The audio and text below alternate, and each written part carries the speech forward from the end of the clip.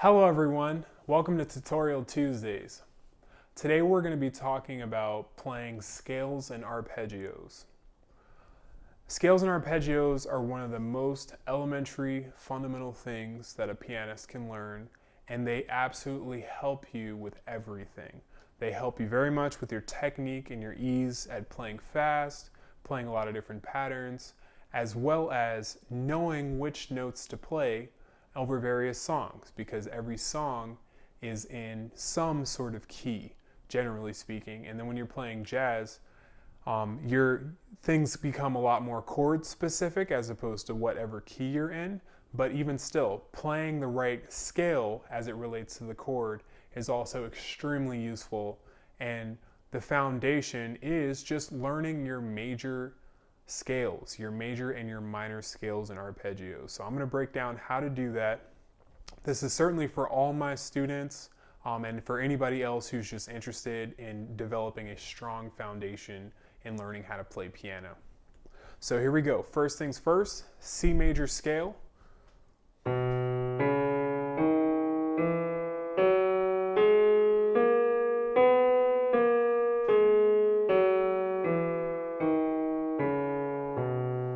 Time.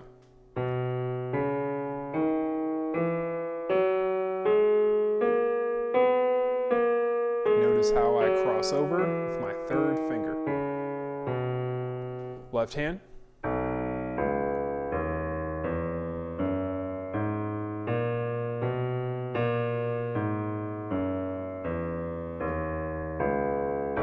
right, both hands. Third finger crosses over.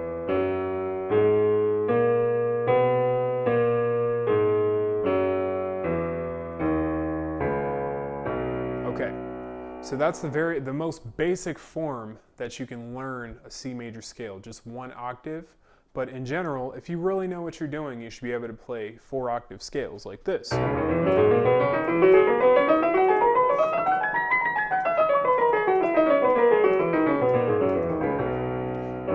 right, so in order to do that, or to just do 2 octaves, for example, it's the same concept with 2. You cross over with your third finger first. When you get to your fourth finger, you cross over again. Third, fourth. Keep going. Third, fourth, third. You come back down. Third finger, fourth finger. Third finger, fourth finger. Third finger, fourth finger. Third finger. Same concept with the left hand. Third finger, fourth finger. Third finger, fourth finger. Third finger, fourth finger. Third finger. Come back down. Third finger, fourth finger. Third finger, fourth finger.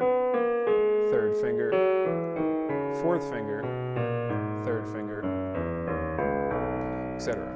So eventually you can put it together with both hands, and the way that this works is you'll alternate between crossing over between your third finger and your fourth finger. So third, third, fourth, fourth, third, third, fourth, fourth, third.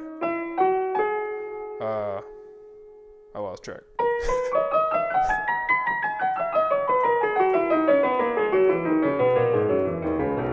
All right, so in general, start very, very, very slow. It takes time to get this down, but honestly, a good strategy is to just pick a scale a week and learn it. Learn it, pick one scale a week, 12 weeks later, you'll have 12 of the major scales, which will then make it much easier to learn all the minor scales.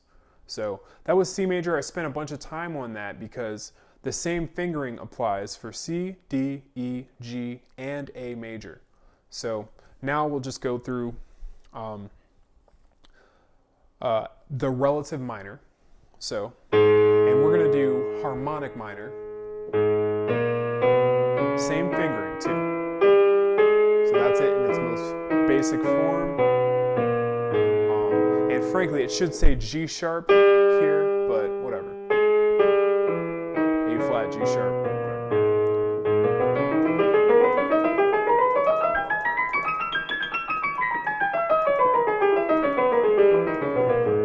You get the idea. All right, so that's C. Relative minor is A minor. Let's go to G major, and I'll even change it here for you. Key, we're in G major. So now you can see that we have one sharp in the key of G major.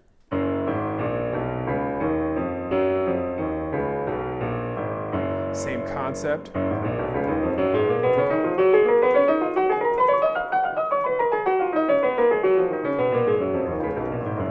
The process is very, very simple.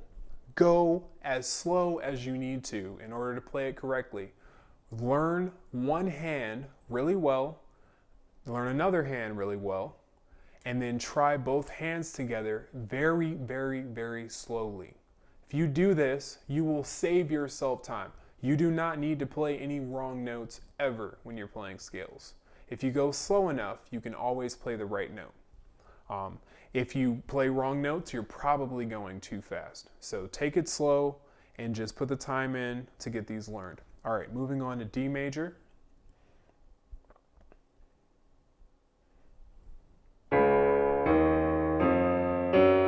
Same finger.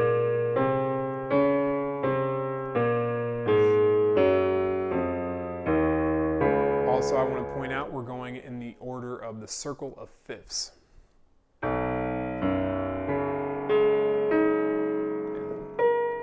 So we're going up in fifths. So C major has no sharps, G major has one sharp, D major has two sharps. And actually I think we'll just go through the major scales and then revisit some of the minor scales. So next we have A major. I'll let you see this key signature. Boom.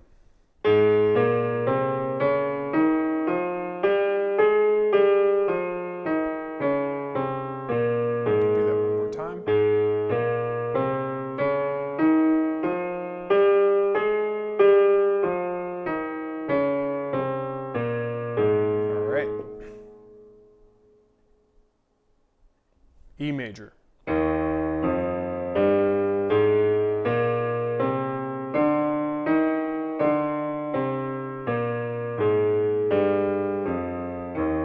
couple octaves.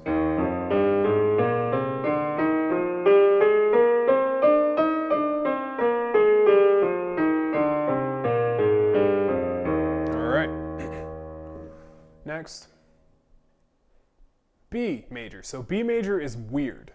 It's weird because you start with your fourth finger in your left hand, like that. So watch closely.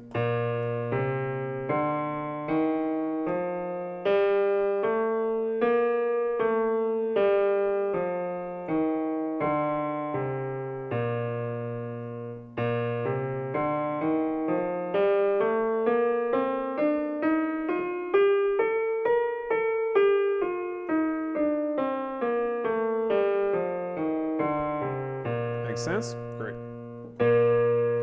It's absolutely the same in the right hand. Just like C major, same fingering, just different notes.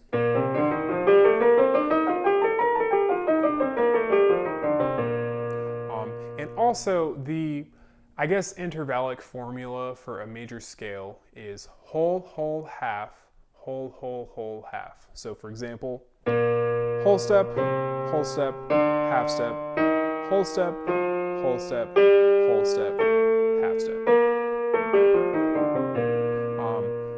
If you can't hear very well, if you're tone deaf or something like that, then this formula can prove to be very, very helpful.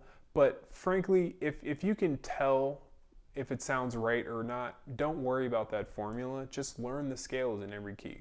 Trial and error.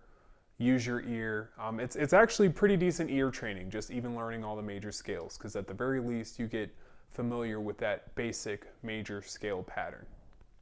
Okay, so now moving on to some stranger fingerings. What am I feeling today? We'll do G flat, also known as F sharp. So now we're going to go in order of descending flats. So G flat has 6 flats. And you're going to start with your second finger in your right hand. I like to play my third finger for the last note.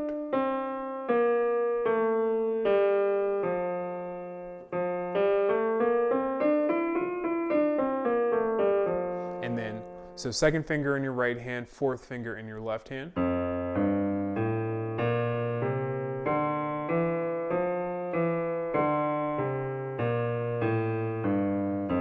All right, so if you do multiple octaves for scales like these, so instead of ending on your third finger, you can end with your second finger. So just keep going. It's pretty intuitive, in my opinion. Once you learn one octave pretty well, and honestly, if you learn all your white keys pretty well, multiple octaves, it won't be that difficult to do that with the black keys as well. Just demonstrate one more time. And a good friend of mine's told me, he called it F-sharp island, this island right here, where it's just an island of 3 black notes, and then you get the 2 on the outside. If you remember that, sometimes that can help you to play all the right notes when you're playing G flat major, because these are the only 2 white keys in the whole scale. Yeah. All right, next, G flat. Now we're going to D flat, which will have five different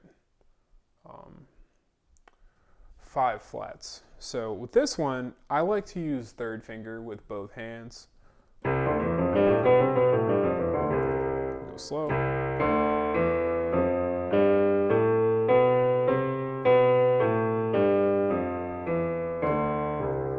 And in general, it's the same concept of like crossing over with your third finger sometimes, crossing over with your fourth finger sometimes.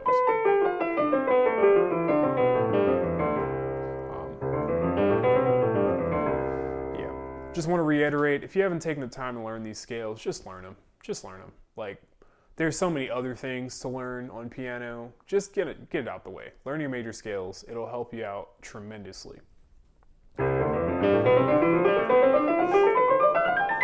And then in general, as a rule of thumb, the minimum that a lot of people say you should learn your major scales at is 120 beats per minute with 16th notes. So just so you know how fast that is, put this metronome.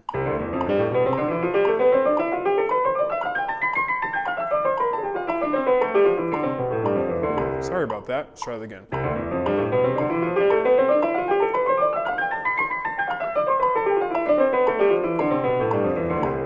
Yeah. So learn them. Learn them. I'm not saying you have to practice them all day after you've learned them, but it builds a strong foundation if you just get them learned first, and then you spend 5 minutes on them after that. Maybe 5 minutes every time you practice, maybe less, maybe more, but in general, just get them learned because they will serve you very, very well. So much music is based on major scale patterns. All right, D flat major. All right, next we have A flat, which has 4 flats instead of 5. So actually, you can use the same fingering for this one, where you start with your third finger in both hands. And I will at least try my best to include a link below with a fingering chart that you can reference if you forget which fingers to start with.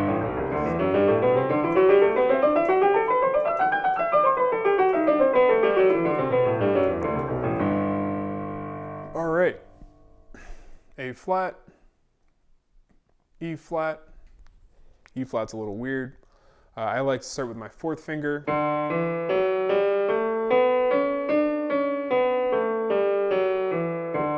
Third finger in my left hand.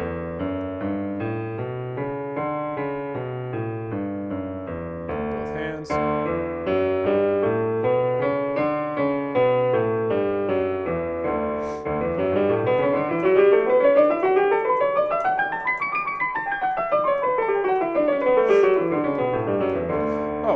Also, just as a fun little side note, I did not learn all of my major scales for octaves well until I was probably 18.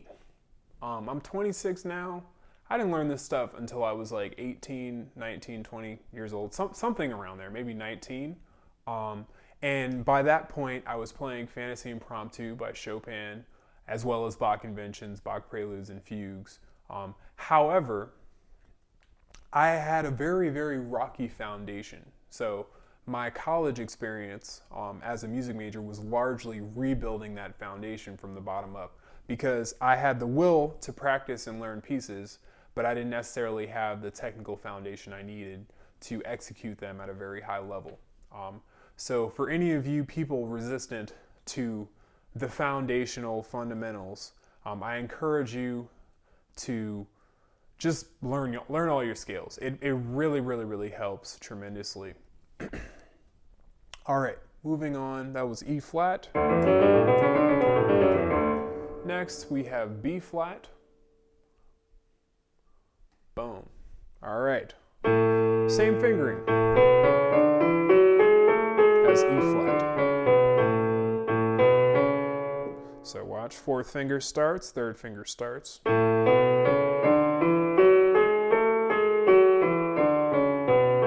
right.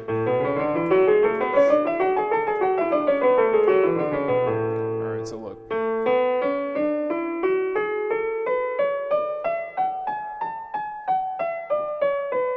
So it looks like every single time my right hand lands on a B flat. Third, fourth, third, fourth, third, fourth, third. Yeah, so it's very consistent in my left hand as well. I don't have to do any fancy crossovers or anything like that. All right. And then last but not least, we have F major. I think we're gonna do a part 2 with harmonic minor. I don't wanna make this video too long, so stay tuned.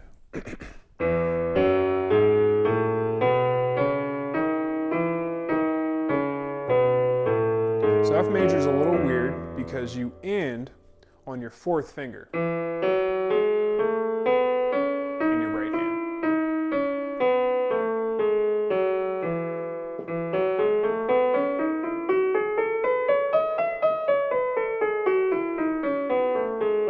Good. There we go.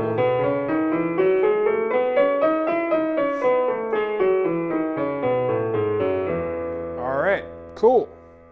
So we are home free. We've made it all around the circle of fifths.